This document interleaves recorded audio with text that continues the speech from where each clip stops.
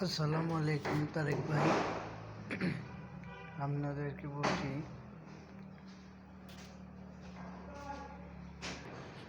রমজানের উপলক্ষে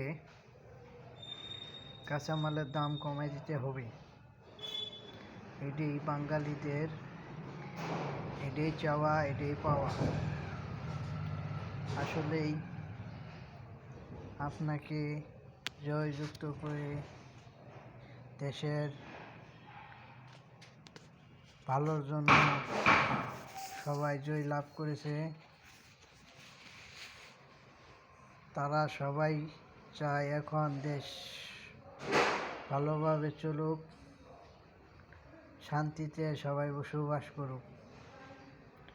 ছোট ভাই হিসেবে আপনার কাছে একটাই দাবি, কাঁচামাল এবং সকল ইত্যাদি সব কিছু দাম কমায় দিতে হবে।